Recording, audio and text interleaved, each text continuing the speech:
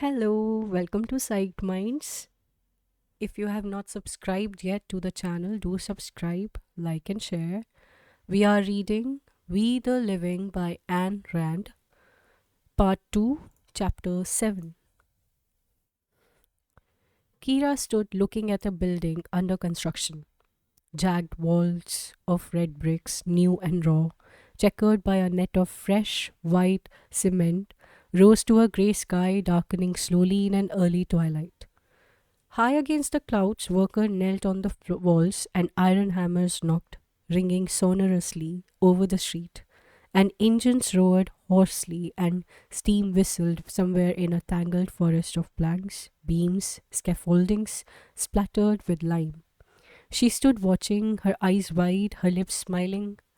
A young man with a tanned face and a pipe in the corner of his mouth walked swiftly up the narrow planks in the perilous framework, and the movements of his hands were brusque, precise, impeccable like the blows of a hammer. She did not know how long she had been standing there. She had forgotten all but the work before her. Then suddenly, her world returning to her with a jolt, in a blinding second of clear, sharp perception, as if new eyes were taking a first glance at a new world and saw it as she had forgotten to see it. She wondered, astonished, why she was not there, on the scaffolding, giving orders like the man with the pipe. What reason could possibly keep her from her work, her life work, her only desire? It was swift second, so swift that she felt it only after it was over, and after it was over she saw the world again as she had grown accustomed to see it. And she remembered why she was not on the scaffolding, what reason had closed to her forever, the only work she wanted. And in her mind, four words filled the void. She felt rising from somewhere in her breast, perhaps someday abroad. A hand touched her shoulder. What are you doing here, citizen? A militia man was staring suspiciously down at her. He wore a peaked khaki cap and a red star over a low forehead. He squinted, opening soft lips that had no shape like pillows. You have been standing here for half an hour, citizen. What do you want? Nothing, said Kira. Well then, on your way, citizen. I was just looking, said Kira. You, decreed the militiaman, opening the lips, shapeless as pillows, have no business looking. She turned silently and walked away. Against her skin, sewn to onto her skirt, a little pocket was growing thicker. Slowly, week by week, she kept it in the money she managed to save from Leo's reckless spending. It was a foundation rising for their future and perhaps someday abroad. She was returning home from a meeting of excursion guides. There had been a political examination at the excursion center. A man with a close cropped head had sat at a broad desk, and trembling, white lipped guides had stood before him, one after the other, answering questions in jerking, unnaturally bright voices. Kira had recited adequately the appropriate sounds about the importance of historical excursion for the political education and class consciousness of the working masses. She had been able to answer the questions about the state of the latest strike of textile workers in Great Britain. She had known all about the latest decree of the Commissar of People's Education in regard to the schools for the illiterates of the Turkestan, but she could not name the latest amount of coal produced by the mines of the Don Basin. Don't you read the newspapers, comrade? The examining official had asked sternly. Yes, comrade. I would suggest that you read them more thoroughly. We do not need limited specialists and old fashioned academicians who know nothing outside their narrow professions. Our modern educators must be politically enlightened and show an active interest in our Soviet reality, in all the details of our state construction. Next, she might be dismissed, Kira thought indifferently, walking home.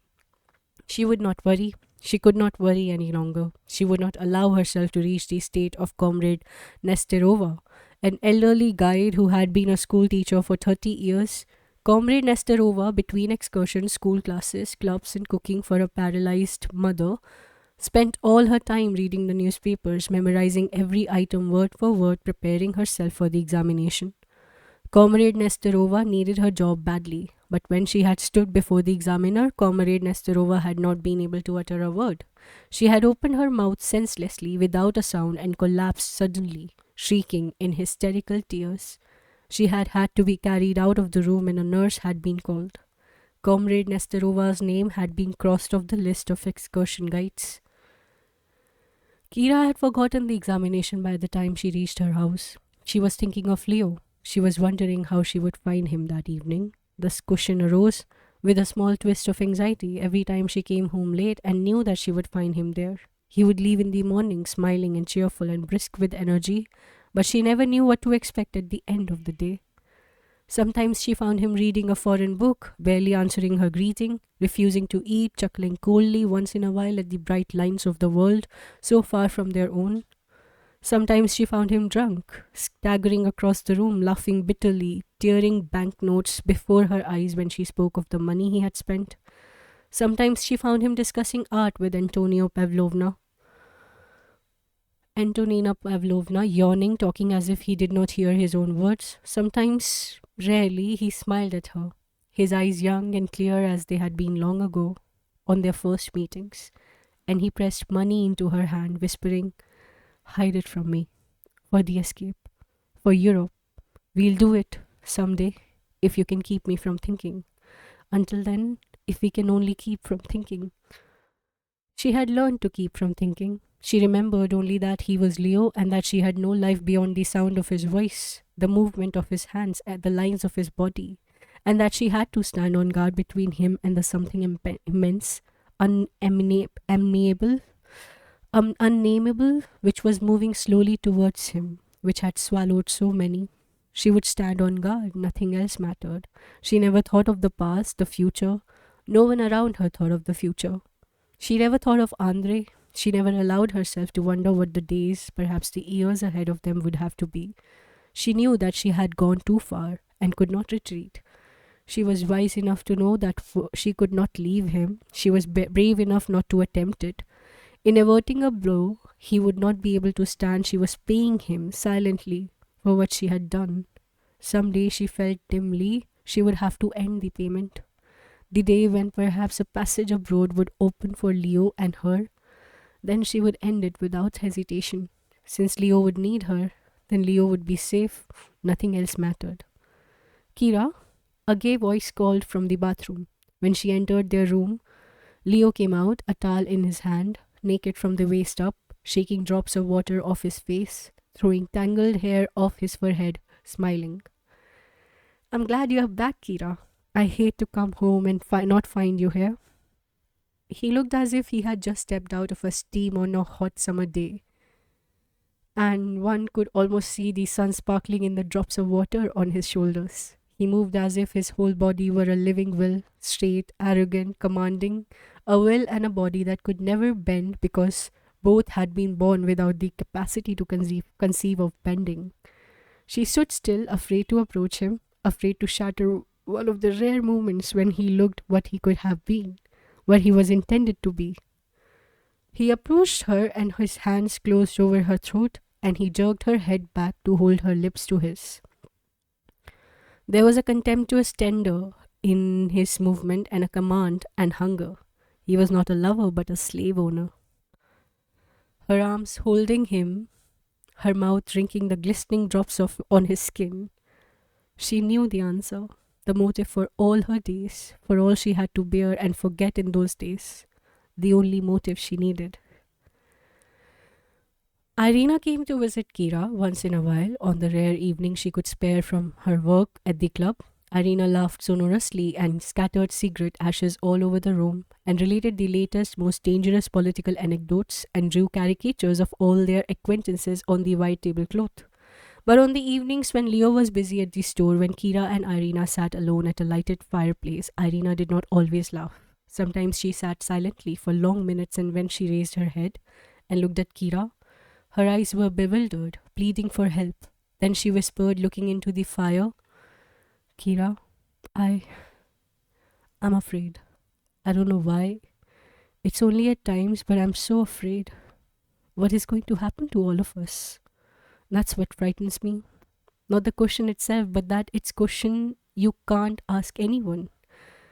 It's a question that you can't ask anyone. You ask it and watch people, and you'll see their eyes, and you'll know that they feel the same thing, the same fear, and you can't question them about it. But if you did, they couldn't explain it either. We are all trying so hard not to think at all, not to think beyond the next day, and sometimes even not beyond the next hour. Do you know what I believe? I believe they are doing it deliberately. They don't want us to think. That's why we have to work as we do, and because there's still time left after we have worked all day and stood in a few lines, we have the social activities to attend and then the newspapers. Do you know that I almost got fired from the club last week? I was asked about the new oil wells near Baku, and I didn't know a damn thing about them. Why should I know about the oil wells near Baku if I want to earn my millet drawing rotten posters? Why do I have to memorize newspapers like poems? Sure, I need the kerosene for the primus, but does it mean that in order to have kerosene, in order to cook millet, I have to know the name of every stinking worker in every stinking well where the kerosene comes from? 2 hours a day of reading newspaper of state construction for 15 minutes of cooking on the primus? Well, there's nothing we can do about it. If we try, it's worse. Take Sasha, for example. Oh, Kira, I'm so afraid. He he, well, I don't have to lie to you. You know what he's doing? It's a secret organization of some kind, and they think they can overthrow the government, set the people free, his duty to the people, Sasha says. And you and I know that any one of that great people would be only too glad to betray them all to the GPU for an extra pound of linseed oil. They have secret meetings and they print things and distribute them in the factories. Sasha says we can't expect help from abroad. It's up to us to fight for our own freedom. Oh, what can I do? I would like to stop him, and I have no right to stop him. But I know they will get him. Remember the students they sent to Siberia last spring? Hundreds, thousands of them. You'll never hear from any of them again. He's an orphan, hasn't a soul in the world but me. I would try to stop him, but he won't listen. And he's right, only I love him. I love him. And he'll go to Siberia someday. And what's the use? Kira, what's the use? Sasha Chernov turned the corner of his street, hurrying home. It was a dark October evening, and the little hand had seized his coat belt seemed to have shot suddenly out of nowhere. Then he distinguished a shawl thrown over a little head, and a pair of eyes staring up at him, huge, unblinking, terrified.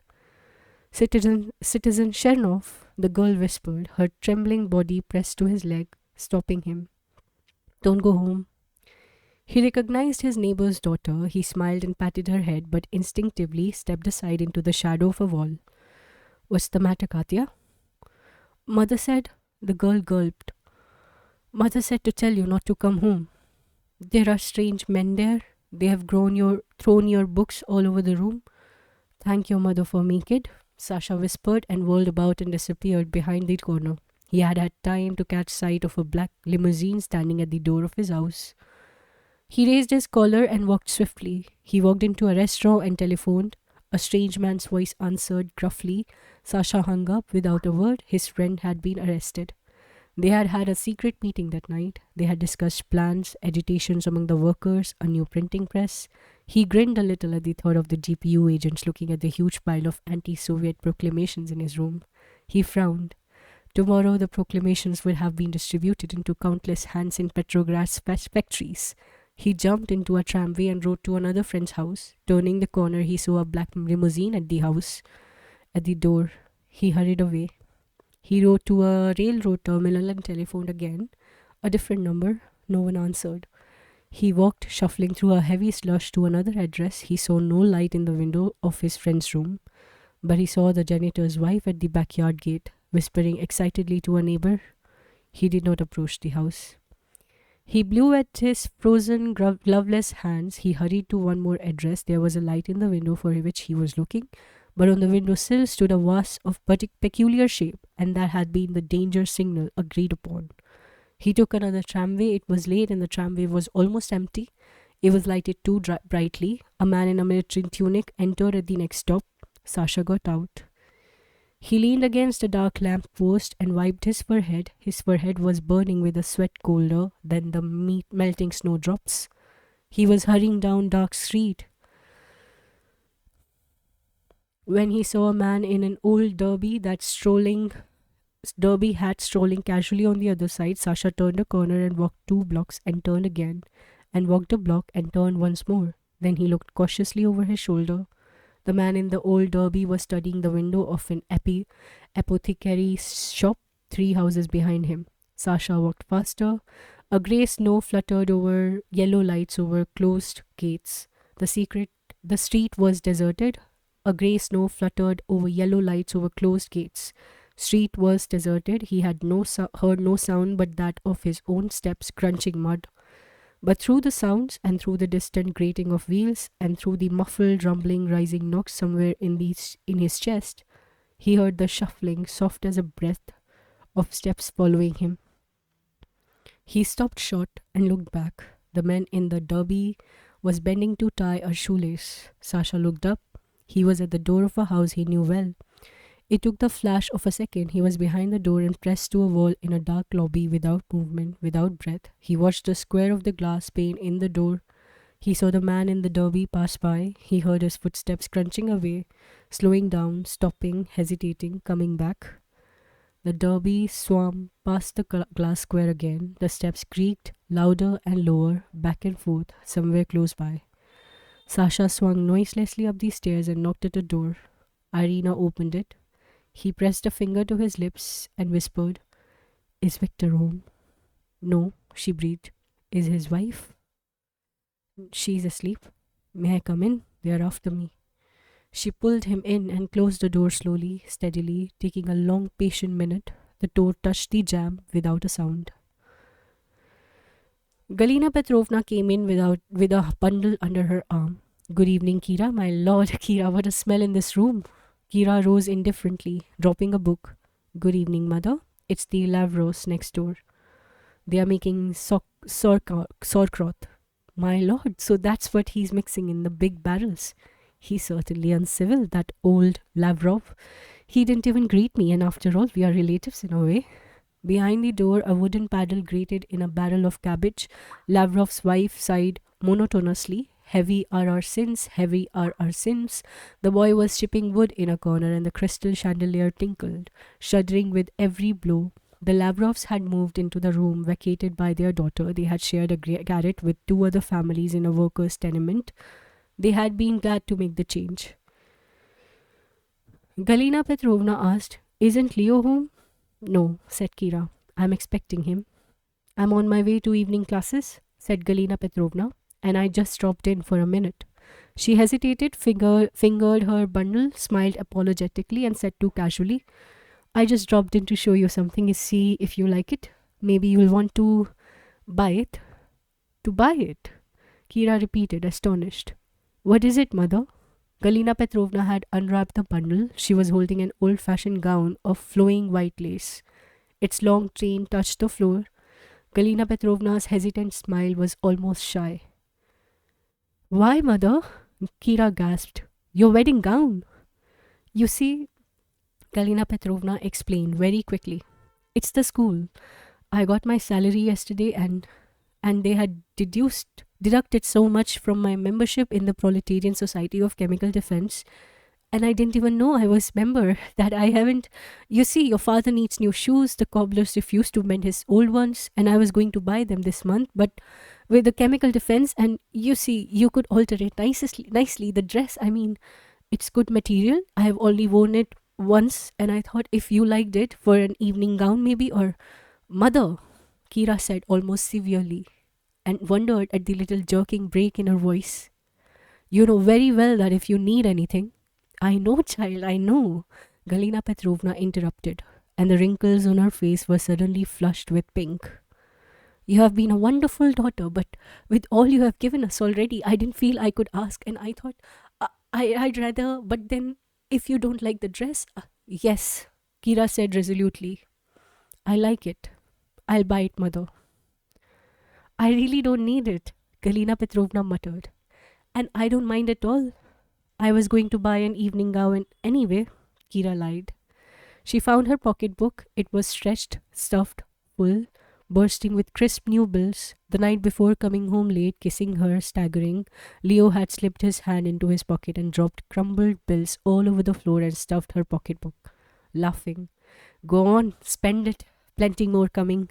Just another little deal with Comrade Syrov. Brilliant, Comrade Syrov. Spend it, I say. She emptied the pocketbook into Galina Petrovna's hands. Why, child? Galina Petrovna protested. Not all that. I didn't want that much. It isn't worth that. Of course it is worth it. All that lovely lace. Don't let's argue, mother. And thank you so much. Galina Petrovna crammed the bills into her old bag with a frightened hurry. She looked at Kira and shook her head wisely, very sadly, and muttered, Thank you, child. When she had gone, Kira tried on the wedding gown. It was long and plain as a medieval garment. Its tight sleeves were low over the backs of her hand. Its tight collar was high under her chin. It was all lace with no ornament of any kind. She stood before a tall mirror, her arms at her side, palms up, her head thrown back, her hair tumbling down on her white shoulders. Her body suddenly tall and too thin, fragile in the long, solemn folds of a lace delicate as a cobweb. She looked at herself as at a strange figure from somewhere many centuries away, and her eyes seemed suddenly very large, very dark, frightened. She took the dress off and threw it into a corner of her wardrobe. Leo came home with Antonina Pavlovna. She wore a sealskin coat and a turban of violet satin. Her heavy French perfume floated through the odor of sauerkraut from Lavrov's quarters. Where's the maid? Leo asked. She had to go. We waited, but you are late, Leo. That's all right. We had dinner at a restaurant, Tonya and I. You haven't changed your mind, have you, Kira? Will you go with us to that opening? I'm sorry, Leo. I can't. I have a guides meeting tonight and... Leo, are you sure you want to go? This is the third nightclub opening in 2 weeks. This is different, said Antonina Pavlovna. This is a real casino, just like abroad, just like Monte Carlo. Leo, Kira sighed helplessly. Gambling again? He laughed. Why not? We don't have to worry if we lose a few hundreds, do we, Tonya? Antonina Pavlovna smiled, pointing her chin forward.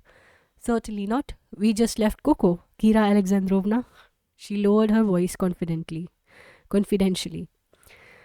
There's another shipment of white flour coming from Syrov day after tomorrow. How that boy can handle his business, I admire him tremendously. I'll jump into my dinner jacket, Leo said. It won't take me a second. Do you mind turning to the window for a moment, Tonya?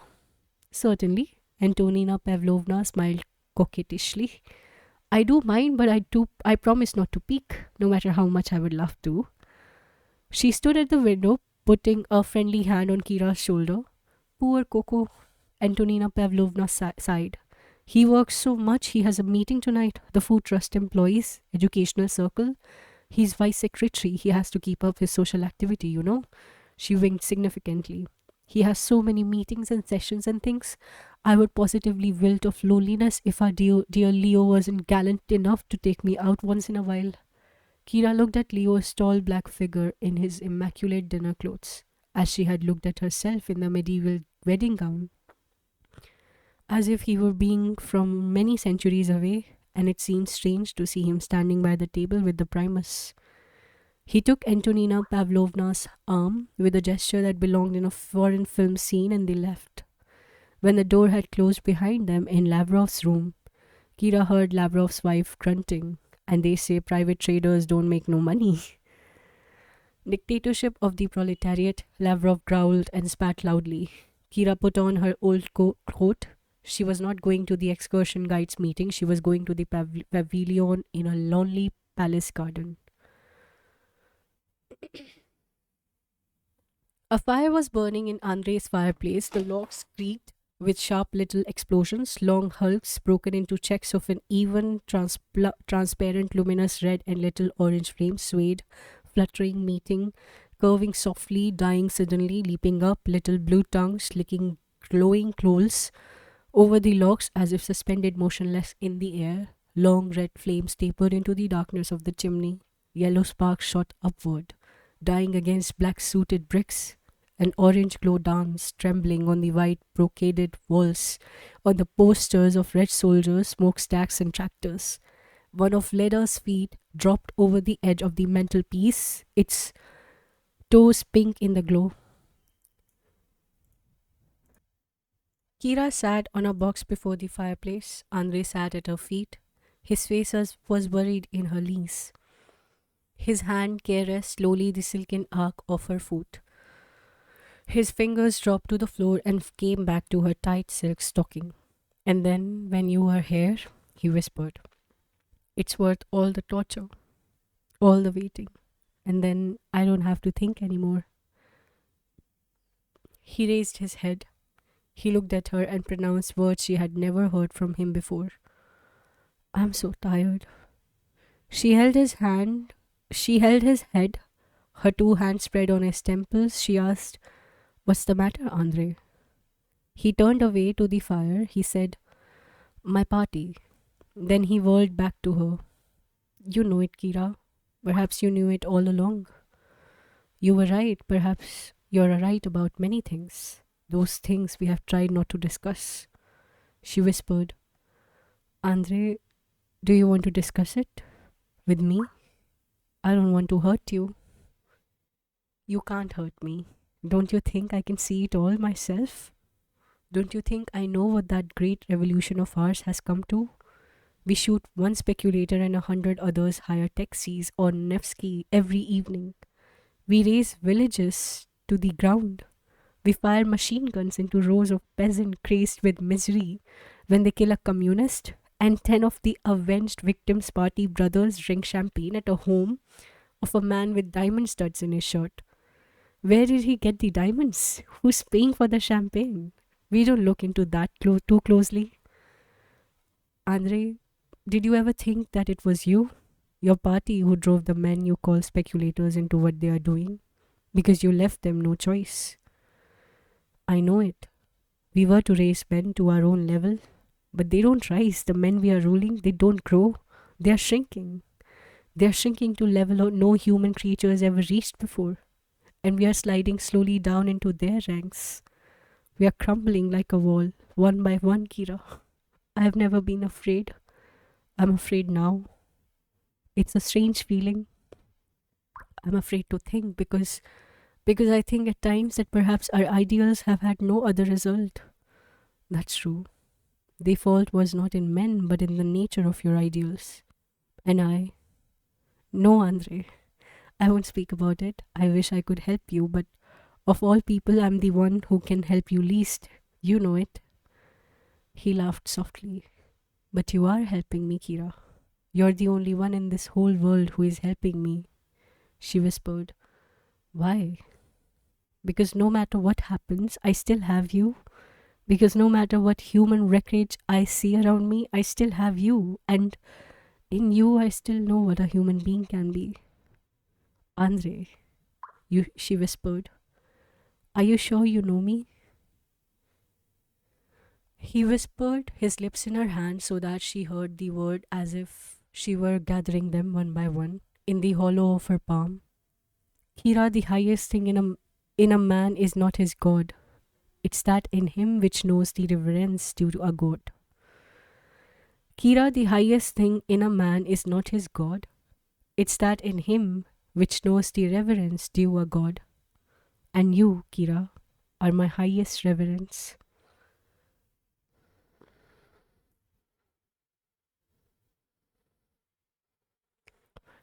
It's me, a voice whispered behind the door. Marisha, let me in, Irina. Irina unlocked the door cautiously, uncertainly. Marisha stood on the threshold with a loaf of bread in her hand. Here, she whispered. I brought you something to eat, both of you. Marisha, Irina screamed. Keep quiet. Marisha whispered with a cautious glance down the corridor. Sure, I know, but don't worry. My mouth is shut. Here, take this. It's my own bread ration. No one will notice. I know why you didn't eat any breakfast this morning, but you can't keep that up. Irina seized her arm. jerked her into the room, closed the door, and giggled hysterically. You see, oh Marisha, I didn't expect it of you to. Her hair hung over one eye. The other eye was full of tears. Marisha whispered, I know how it is. Hell, you love him. Well, I don't know anything officially, so I don't have to tell anything. If they ask me, but for God's sake, don't keep him here long. I'm not so sure about Victor. Do you think he suspects? I don't know. He's acting mighty queer, and if he knows, I'm afraid of him, Irina. It's just till tonight, Irina whispered. He's leaving tonight. I'll try to watch Victor for you. Marisha, I can't thank you. Oh hell, nothing to cry about. I'm not crying. It's just, I haven't slept for 2 nights, and Marisha, you are so. I thank you, and oh, it's all right. Well, so long. I won't hang around here. When the door closed, Irina listened cautiously till Marisha's steps died down the corridor. Then she stood listening for other sounds, trembling. The house was silent. She locked the door and tiptoed across the room and slipped noiselessly into the little storage closet that opened by her bed. Sasha sat on an old trunk in the closet, watching a sparrow behind a dusty glass pane on the sill of a tiny window high under the ceiling. Irina, he whispered, his eyes on the window. I think I would better go now. Why, of course not. I won't let you. Listen, I've been here for 2 days. I didn't intend to do that. I'm sorry I gave in to you. If anything happens, do you know what they will do to you for this? If anything happens to you, she whispered, slipping her arms around his big, stooped shoulders, I don't care what they do to me. I was to expect it someday. But you, I don't want to drag you into this. Listen, nothing will happen. I have your ticket for Baku and the clothes. Victor has a party meeting tonight. We'll sneak out safely. And anyway, you can't go now, in broad daylight. The street is watched. I almost wish I had let them take me without ever coming here, Irina. I'm so sorry. Darling, I'm so glad. She laughed soundlessly. I really think I've saved you. They have arrested every one of your group. I have pumped it out of Victor. Everyone but you. But if. Oh, we are safe now. Just a few more hours to wait. She crouched on a box by his side, dropping her head on his shoulder, brushing the hair out of her feverish, sparkling eyes. Then, when you get abroad, be sure and write to me the first day. The very first day, remember? The very first. Sure, he said dully. Then I'll manage to get out somehow. And just think of it. Abroad, we'll go to a nightclub and you'll look so funny in full dress clothes. Really, I think the tailors will refuse to fit you. Probably, he said, trying to smile. And then we'll see girls dancing in funny costumes, just like the ones I draw. And think, I can get a job designing fashions and costumes and stage sets. No more posters for me, not a single poster. I won't do another proletarian so long as I live. I hope so. But you know, I must warn you, I'm a very bad housekeeper. Really, I'll be impossible to live with. Your steak will be burned for dinner. Oh yes, we'll have steak every day. And your socks won't be darned, and I won't let you complain. If you try to, I'll batter the life out of you. You poor little helpless, delicate creatures. She laughed hysterically and buried her face on his shoulder and bit his shirt, for her laughter was slipping into sounds that were not laughter. He kissed her hair. He whispered bravely, I won't complain at all if you can go ahead with your drawing. That's one more crime I'll never forgive this country. I think you could be a great artist. And listen, do you know that you have never given me a drawing and I have asked you so often? Oh, yes, she sighed. I've promised them to so many people, but I never concentrate long enough to finish one properly. Here's a promise though. I'll draw 2 dozen pictures there abroad and you can stick them all over the walls of our house. Sasha, our house. His arms closed tightly over her trembling body with a tousled head turned away from him. This mush, said Victor, is burned. I'm sorry, Irina muttered. I guess I didn't watch it closely and I. Is there anything else from lunch? No, Victor, I'm sorry. There's nothing in the house and there's never anything in this house. Funny how the food seems to have disappeared these last few days. No more than usual, said Marisha. And remember, I didn't get my bread ration this week. Well, why didn't you? I was too busy to stand in line, and why couldn't Irina get it? Victor, said Vasily Ivanovich, your sister is not feeling well, so I notice. I'll eat your mush if you don't want it, said Asya, reaching for his plate. You have had enough, Asya. Irina protested. You have to hurry back to school. Oh hell, said Asya. Asya, where did you learn such language? I don't want to go back. Asya winced. We have got to decorate Lenin's notebook this afternoon. Lenin's nook this afternoon. Oh, I hate gluing pictures out of magazine on their old red blotters. I got bawled out twice because I got them on crooked. You hurry and get your coat, you'll be late. Asya sighed with a resigned glance at the empty lunch dishes and shuffled out. Victor leaned back in his chair, his hand in his pocket, and looked at Irina closely. Not going to work today, Irina? He asked casually. No, I have telephoned them. I don't feel well. I think I have a temperature. It's better not to take the chance of going out in this awful weather, said Marisha. Look at it snowing. No, said Victor. Irina shouldn't take chances. I'm not afraid, said Irina. Only I think it's safe to stay in. No, said Victor.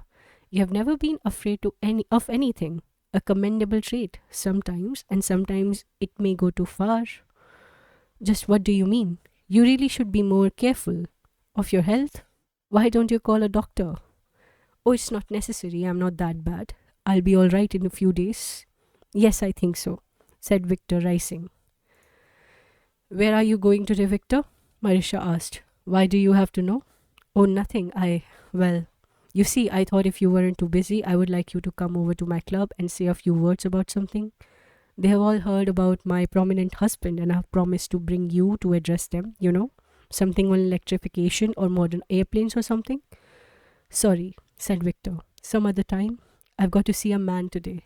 About a job. About that job on the dam. May I go with you, Victor? Certainly not. What is this? Checking up on me? Jealous or something? Oh, no, darling. No, nothing. Well, then shut up. I'm not going to have a wife tagging me around. Are you looking for a new job, Victor? Vasily Ivanovich asked. Well, what do you think? Think I'll settle down to a Russian cart slave's drudgery for the rest of my life? Well, you will see. Are you sure? The official asked. I'm sure, said Victor.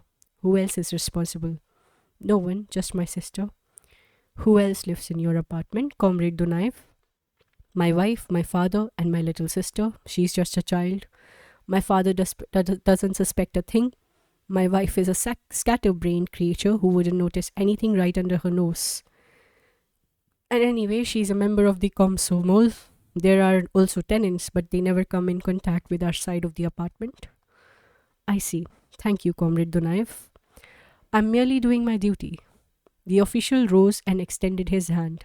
Comrade Dunaev, in the name of the Union of Socialist Soviet Republics, I thank you for your courage. They are still few. Those whose devotion to the state rises above all personal ties of blood and family. That is an attitude of the future towards which we are trying to educate our backward people. That is the highest proof of loyalty a party man can give. I shall see to it that your heroism doesn't remain unknown. I do not deserve this high praise, comrade, said Victor. The only value of my example is in showing our party that the family is an institution of the past, which should not be considered when judging a member's loyalty to our great collective. Fuck this. Okay. That brings us to the end of chapter 7. Chapter 8. The doorbell rang. Irina shuddered and dropped her newspaper. Marisha lowered her book. I'll open it, said Victor, rising. Irina looked at the dining room clock. 1 hour was left before train's departure and Victor had not gone to the party meeting and he would not leave the house. Vasily Ivanovich was carving a paper knife sitting by the window. Asya yelled from somewhere under the table, rustling old magazine. Say, is this a picture of Lenin? I gotta cut out 10 of them for the Nook, and I can't find that this many. Is this Lenin or is it a Czechoslovakian general? I'll be damned if I can. They heard the steps of many heavy boots in the lobby. The door was thrown open. A man in leather jacket stood on the threshold, a slip of paper in his hand. Two soldiers peaked caps stood behind him, their hands on the butts of the guns at their belts.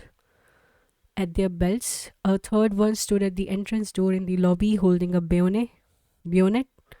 They heard a scream. It came from Marisha. She jumped up, pressing both hands to her mouth. Vasily Ivanovich rose slowly. Asya stared up from under the table, her mouth hanging open. Irina stood very straight, too straight, leaning back a little. Search warrant, said the man in the leather jacket, throwing the paper on the table and motioning to his soldier. This way. They walked down the corridor to Irina's room. They threw the closet door open. Sasha stood on the threshold, looking at them with a somber grin. Vasily Ivanovich gasped in the corridor behind the soldiers. Asya yelled, "Oh God, that's why she wouldn't let me open." Marisha kicked her ankles. A drawing on the edge of a table slid down, rustling, fluttering to the floors. "Which one is the citizen Irina Dunaev?" asked the man in the leather jacket. "I am," said the Irina.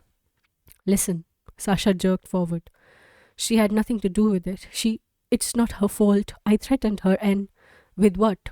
the man in the leather jacket asked, his voice expressionless. A soldier ran his hands swiftly down Sasha's clothes. "No weapons," he reported. "All right," said the man in the leather jacket. "Take him down to the car. The citizen Dunaev too." And the old man searched the apartment. "Comrade," Vasily Ivanovich approached the leader, his voice steady, his hands shaking. "Comrade, my daughter couldn't be guilty of..." "You'll have a chance to talk later," said the man and turned to Victor. "Are you a party member?" "Yes," said Victor. "Your card?" Victor showed his party card. The man pointed to Marisha. "Your wife?" "Yes." "All right, these two can stay. Get your coat, citizen."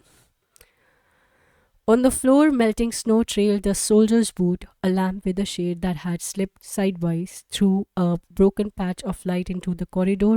On Marisha's face, greenish white, with sunken eyes staring at Victor. The soldier on guard in the lobby opened the door to admit the Apravdom. The Apravdom's coat was thrown hurriedly over his shoulder over a dirty unbuttoned shirt. He wailed, clutching his fingers with a dry little crackle of stretched joints. "Oh my God, oh my God, oh my God, Comrade Commissar! I knew nothing about this, Comrade Commissar, I swear." The soldier slammed the door in the faces of curious neighbors gathered on the stair landing. Irina kissed Asya and Marisha. Victor approached her, his face frozen in anxious concern. "Irina, I'm so sorry. I don't understand. I'll see what I can do." And her eyes stopped him. They were looking at him fixedly. They looked suddenly like the eyes of Maria Petrovna in the old portrait. She turned and followed the soldiers without a word. She went first. Sasha and Vasily Ivanovich followed. Vasily Ivanovich was released in 3 days. Sasha Chernov was sentenced to 10 years in a Siberian prison for counter-revolutionary activity. Irina Dunaev was sentenced to 10 years in a Siberian prison for assisting a counter-revolutionary. Vasily Ivanovich tried to see officials, got a few letters of introduction to a few assistant secretaries, spent hours huddled in the corners of unheated waiting rooms, made telephone calls trying to keep his voice from trembling. Nothing could be done, and he knew it. When he came home, he did not speak to Victor, he did not look at Victor, he did not ask for Victor's help. Marisha alone greeted Vasily Ivanovich when he came home. She said timidly, "Here, Vasily Ivanovich, have some dinner. I cooked the noodle soup you like, for you especially." She blushed, grateful and embarrassed, when he answered with a silent, absent-minded smile. Vasily Ivanovich saw Irina in a cell of the GPU. He locked himself in his room for many hours and cried silently, happily on the day when he arranged for her last request to be granted. She had asked permission to marry Sasha before they were sent away. The wedding was performed in a bare hall of the GPU. Armed guards stood at the door. Vasily Ivanovich and Kira were the witnesses. Sasha's lips twitched. Irina was very calm. She had been calm ever since her arrest. She looked a little thinner, a little paler. Her skin seemed transparent, her eyes too big. Her fingers were steady on Sasha's arm. She raised her face for his kiss after the ceremony with a tender, compassionate smile. The official whom Vasily Ivanovich saw on the following day said, "Well, you got what you wanted, only I don't see what good that fool rigmarole will do them. Don't you know that their prisons are 350 kilometers apart?"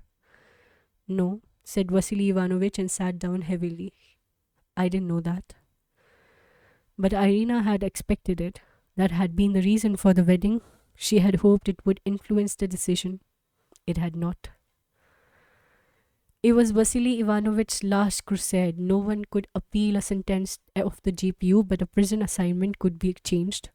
If he could get proper influence, the proper connection, Vasily Ivanovich rose at dawn.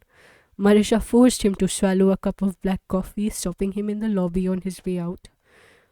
Pushing the mug into his hand, trembling in her long nightgown, Night found him in a casino lobby, pushing his way through a crowd, crumpling his hat in both hands, stopping an imposing figure he had been expecting for hours, saying softly, "Comrade Commissar, just a few words, please, Comrade Commissar." He was thrown out by an attendant in uniform once and lost his hat. He made appointments and obtained interviews. He entered a solemn office, his old patched coat brushed thoroughly, his shoes shined, his white hair parted neatly. He stood before a desk, and his tall shoulders had carried a heavy rifle through many dark nights, through many Siberian forests, many years ago sagged helplessly. He looked into a stern face and said, "Comrade Commissar, that's all I ask, just that. It's not much, is it? Just send them to the same place. I know they have been counter-revolutionaries and you have a right to punish them. I'm not complaining, Comrade Commissar. It's 10 years, but that's all right. Only send them to the same place. What difference does it make to you? What difference does it make to the state? They are so young. They love each other. It's 10 years, but I know that they will never come back. It's Siberia and the cold and the hunger and the conditions." "What's that?" a stern voice interrupted. "Comrade Commissar, I didn't mean anything. No, I didn't mean. Only suppose they get sick or something. Irina is not very strong. They are not sentenced to death. While they are alive, couldn't you let them be together? It would mean so much to them and so little to anyone else. I'm an old man, Comrade Commissar, and she's my daughter. I know Siberia. It would help me if I knew that she wasn't alone. There, that she had a man with her, her husband. I'm not sure I know how to ask you, Comrade Commissar, but you must forgive me. You see, I've never asked a favor in my life. You probably think that I am indignant and hate you all in my heart, but I don't. I won't. Just do that one thing, that last thing. Send them to the same prison, and I'll be blessed. I will bless you as long as I live." He was refused. "I heard the whole story," said Andre when Kira spoke to him about it. "Do you know who denounced Irina?" "No," said Kira and turned away and added, "I suspected though. Don't tell me. I don't want to hear it. I won't." "I didn't want to ask for your help, Andre. I know I can't expect you to intercede for a counter-revolutionary, but couldn't you ask them to change her prison assignment and have them sent to the same place? It wouldn't be treason on your part, and it really makes no difference to your officials." He held her hand and said, "Certainly, I'll try." In an office of the GPU, the executive looked at Andre coldly and asked, "Pleading for a relative, aren't you, Comrade Taganov?" "I don't understand you, comrade," Andre answered slowly, looking straight at him. "Oh yes, I think you do. And I think you should understand that keeping a mistress who is the daughter of a former factory owner is not the best way to strengthen your party standing. Don't look startled, Comrade Taganov. You really didn't think it was unknown to us, did you? And you working in the GPU. You surprised me."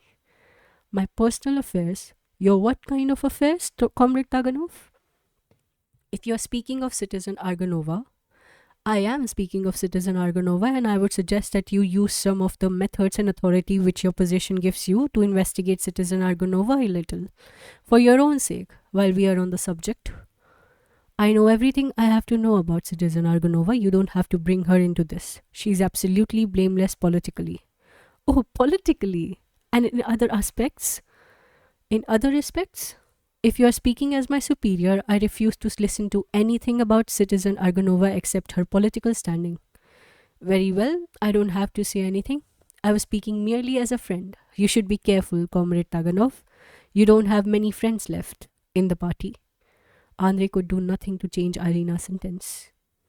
Hell, said Leo, dipping his head into a basin of cold water, for he had come home very late the night before.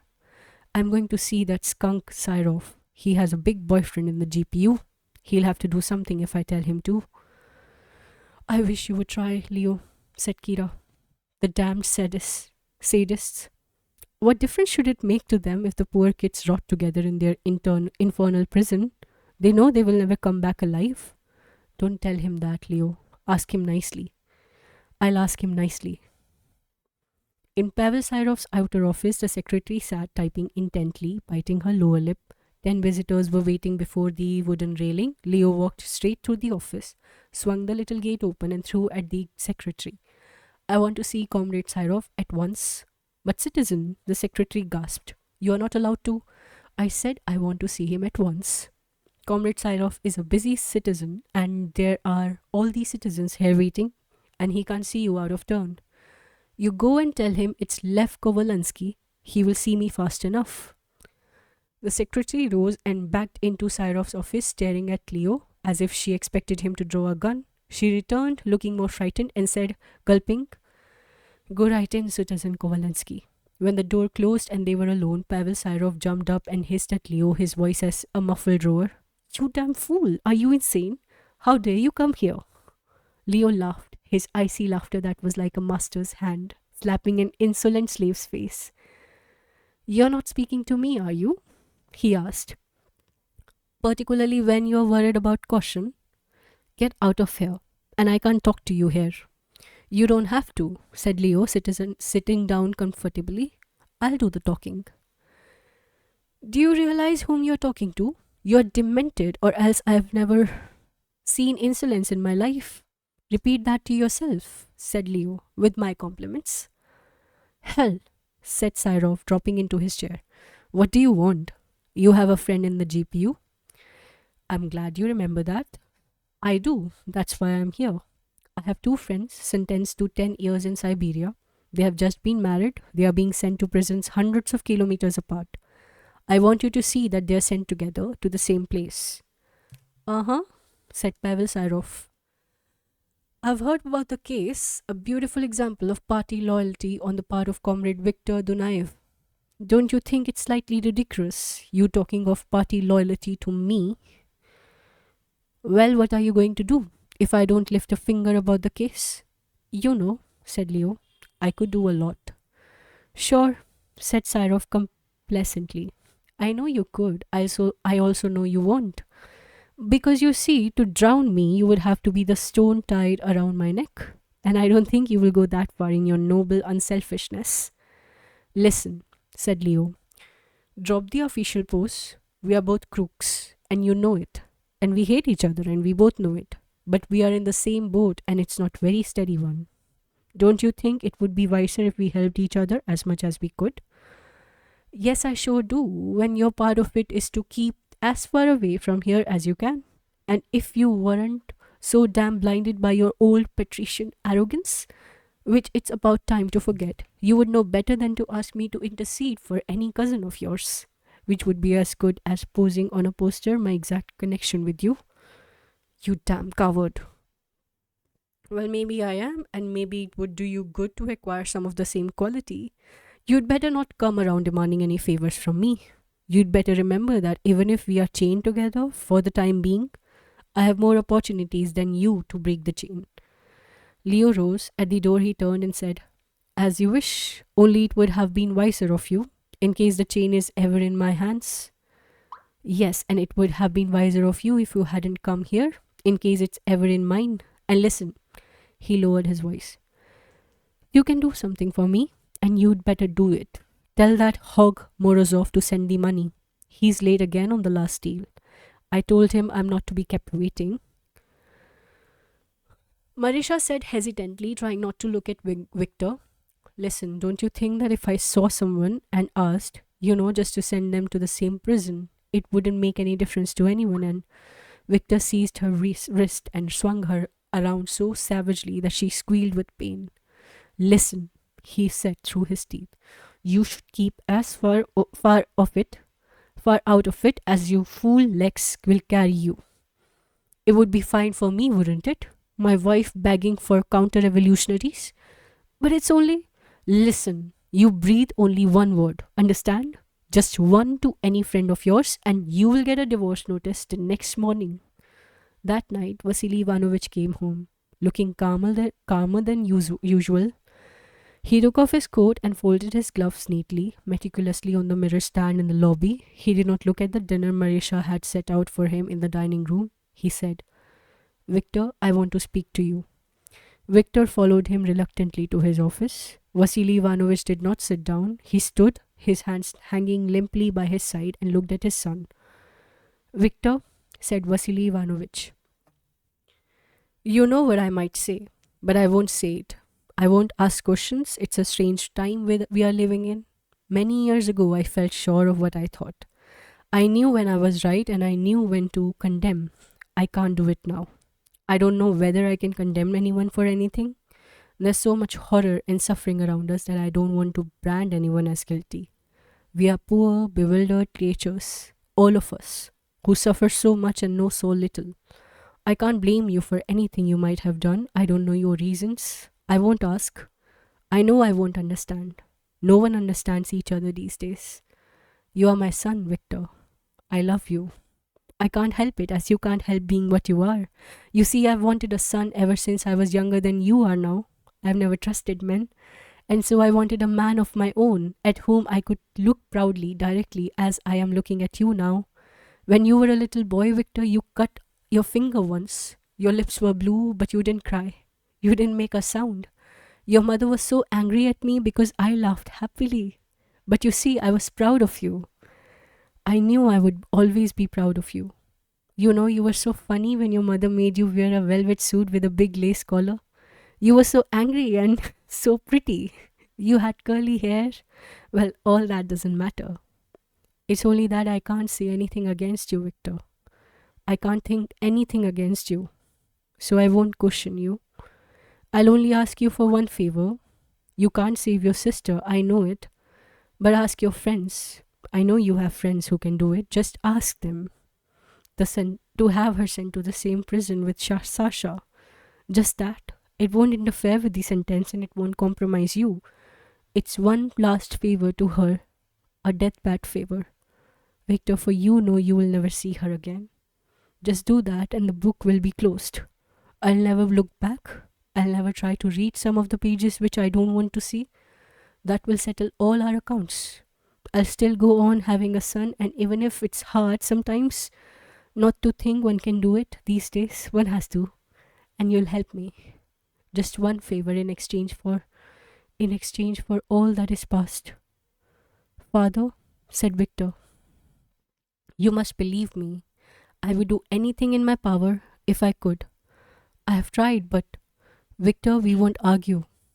I'm not asking whether you can do it. I know you can. Don't explain, just say yes or no. Only if it's no, Victor, then it's the end for you and me. Then I have no son any longer. There's a limit, Victor, to how much I can forgive. But father, it is thoroughly impossible and... Victor, I said if it's no, I have no son any longer. Think of how much I have lost these last few years. Now what is the answer? I can do nothing. Vasily Ivanovich straightened his shoulders slowly. The two lines that cut his cheeks from his nostrils to the corners of his mouth looked set, firm, emotionless. He turned and walked to the door. Where are you going? Victor asked. That, said Vasily Ivanovich, does not concern you any longer. In the dining room, Marisha and Asya were sitting at the table staring at the place of a cold dinner they had not touched. Asya, said Vasily Ivanovich, get your coat and hat. Father! Marisha's chair clattered back as she leaped to her feet. It was the first time she had ever addressed that word to Vasily Ivanovich. Marisha, Vasily Ivanovich said gently, I'll telephone you in a few days. When I find a place to live, will you then send my things over, what is left of mine here? You can't go, said Marisha, her voice breaking. With no job and money? And this is your house. This is your husband's house, said Vasily Ivanovich. Come on, Asya. May I take my stamp collection along? Asya muttered. Take your stamp collection along.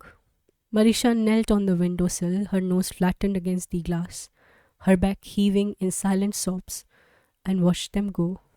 Vasily Ivanovich's shoulder drooped, and under the street lantern she could see the white patch of his bare neck.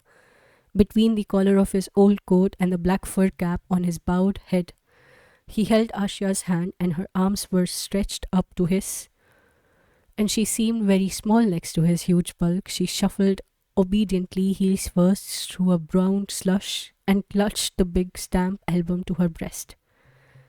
Kira saw Irina in a cell of the GPU on the evening of her departure. Irina smiled calmly. Her smile was soft, wondering. Her eyes, in a face that looked like wax, stared at Kira gently, vaguely, as if fixed, with quiet astonishment on something distant as she was struggling to understand. I'll send you mittens, said Kira, trying to smile. Woolen ones. Only I warn you, I'll knit them myself, so don't be surprised if you won't be able to wear them. No, said Irina. But you can send me a snapshot. It will look nice. Kira Argonova knitting. And you know, said Kira, you have never given me that drawing you promised. That's right, I haven't. Father has them all. Tell him to let you select any that you want. Tell him I said so. Still, it's not what I promised you. I promised a real portrait of Leo. Well, we'll have to wait for that till you come back. Yes. Then she jerked her head and laughed. It's nice of you, Kira. Only you don't have to fool me. I'm not afraid, but I know. Remember when they sent those university students to Siberia? You don't hear any of them coming back. Is the scurvy or consumption or both? Oh, it's all right. I know it. Irina, come on. We don't have to be so emotional, even if it is the last time. There's something I wanted to ask you, Kira. You don't have to answer if you don't want to. It's just curiosity. What is there between you and Andrei Taganov? I've been his mistress for over a year, said Kira. You see, Leo's aunt in Berlin didn't. It's just as I thought. Well, kid, I don't know which one of us needs more courage to face the future. I'll be afraid only on a day that will never come, said Kira. The day when I give up. I have given up, said Irina. And I'm not afraid. Only there's something I would like to understand, and I don't think anyone can explain it. You see, I know it's the end for me. I know it, but I can't quite believe it. I can't feel it. It is so strange.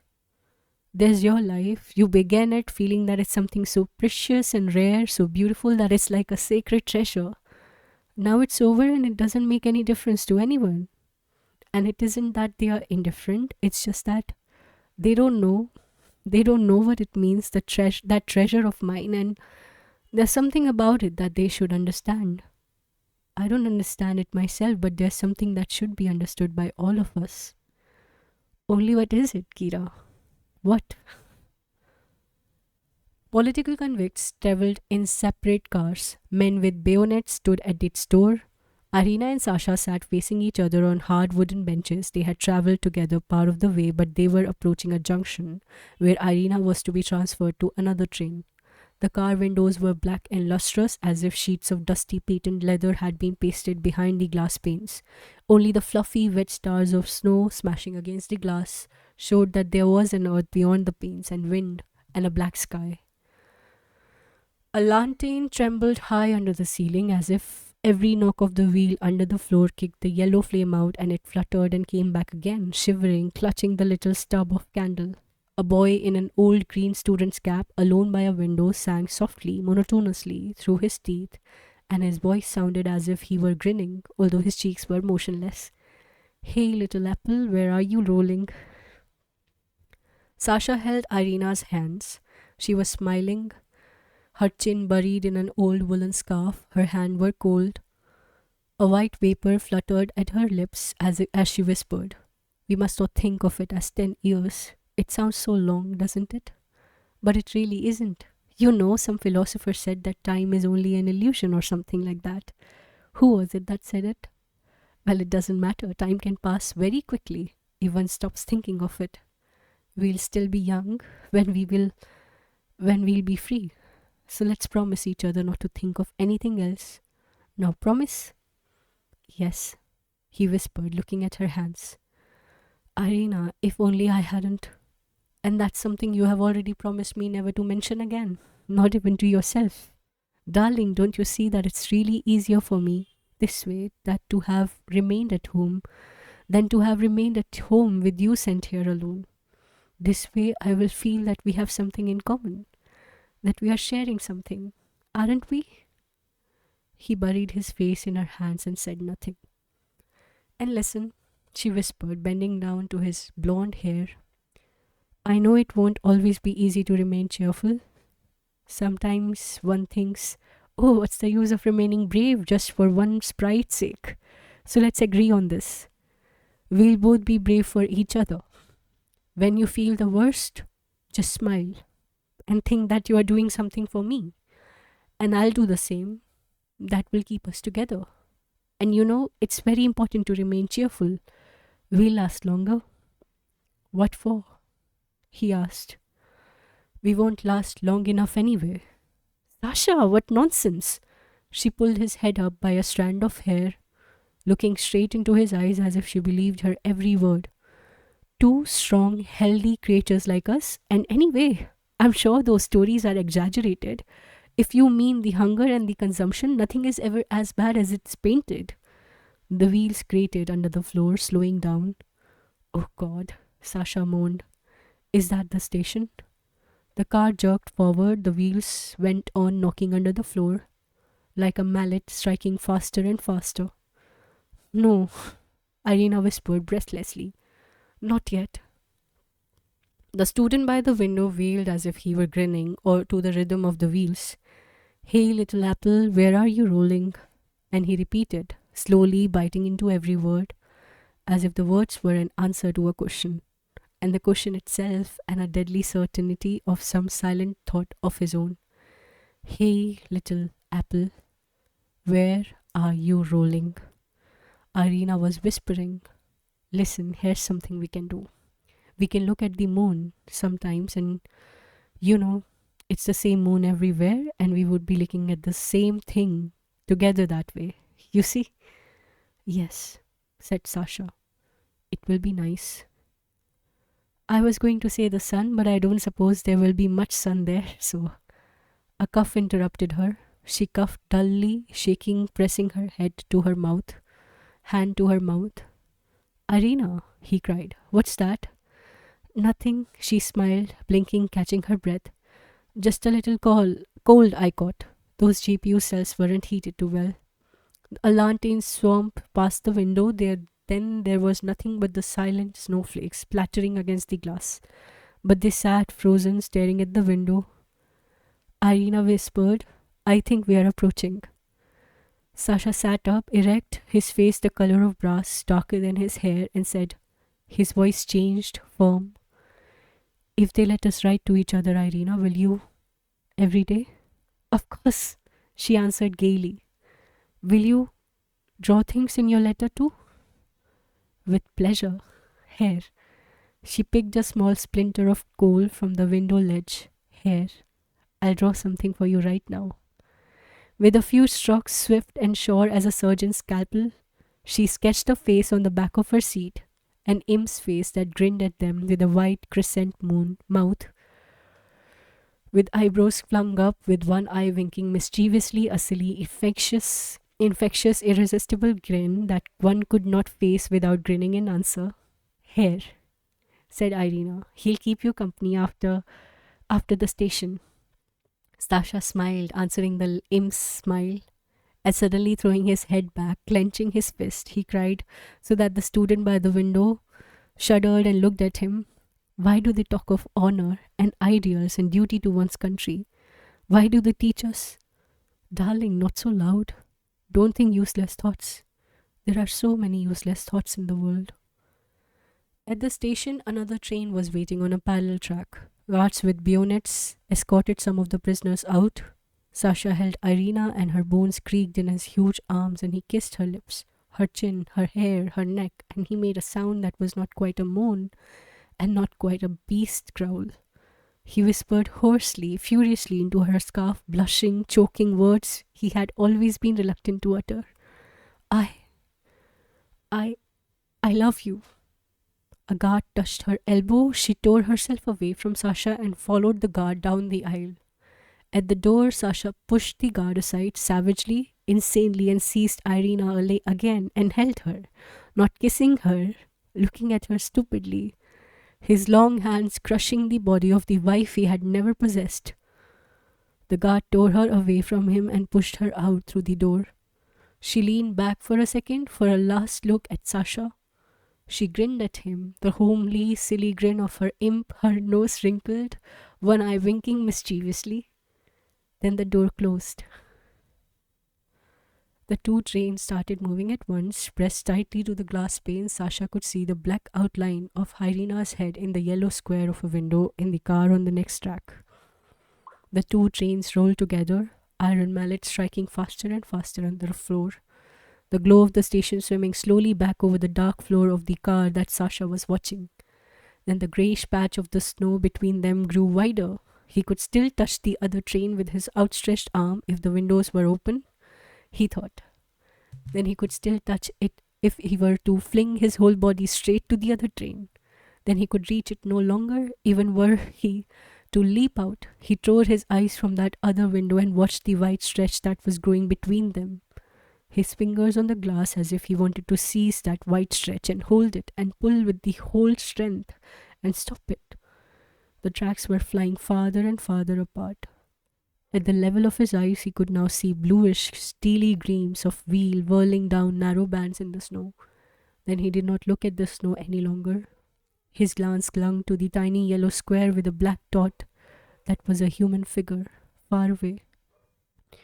And as the yellow square shrank swiftly, his eyes would not let it go, and he felt his glance being pulled, stretched with a pain as excruciating as a wrenched nerve. Across an endless waste of snow, two long caterpillars crawled apart.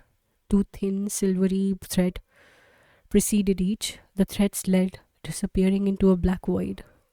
Sasha lost sight of the window, but he could still see a string of yellow spots that still looked square, and above them something black moving against the sky that looked like car roofs. Then there was only a string of yellow beads dropping into a black well. Then there was only the dusty glass pane with patent leather pasted behind it. And he was not sure whether he still saw a string of sparks somewhere or whether it was something burned into his unblinking dilated eyes. Then there was only the imp left, on the back of the empty seat before him, grinning with a wide crescent mouth, one eye winking. That was sad. That brings us to the end of our chapter 8.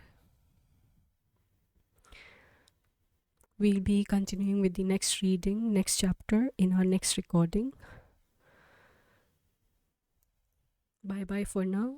If you have any comments, negative, positive, anything at all, you can reach out to me in the comment section of the video you're viewing or in the community section of the YouTube channel. Bye. Take care. Also, if you have not subscribed yet to the channel, do subscribe, like and share if you like. Bye.